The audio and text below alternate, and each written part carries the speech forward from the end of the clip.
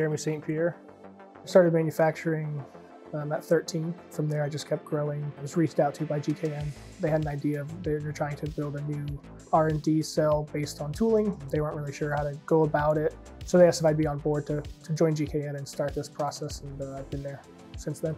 In order to make all of our products, we need tooling. Original investment was more geared towards regrinding, and I ended up quadrupling the investment for this project, and it took about 6.5 months.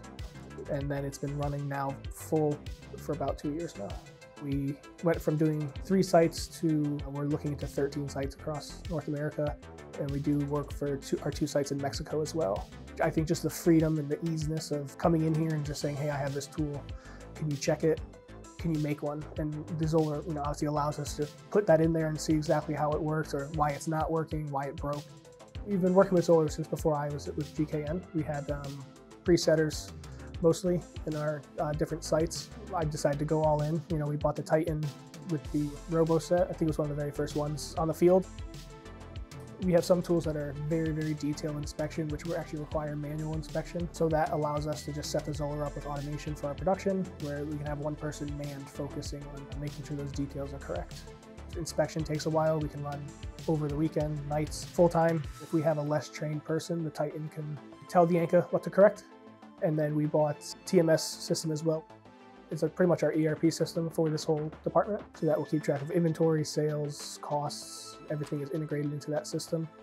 When we first heard of the integration with tool holders and the chips that are built in and the system of actually recording in the machine, we decided we're going to start testing those. And this is where we bought the tooling cell, so that the cabinets, the workbench, they're all going to be set up for this cell. So our plan is to preset everything with the chips, have it all stored where any operator can come by, load it.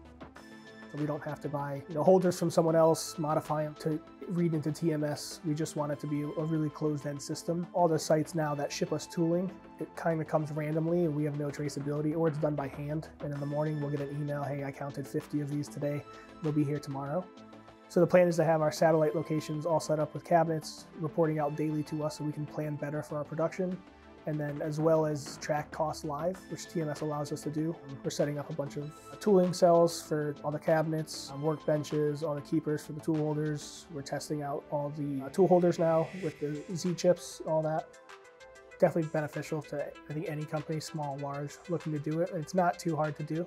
We can take either a tool that's already out there or something from scratch and tweak it as many times as we want within a few days. If someone comes in here, it could be in half an hour and they have a tool. There's no more machines down waiting for tools. There's no more meetings going over repairs. It's just, hey, come to Cut or Grind, tell them what you need, you'll have it today.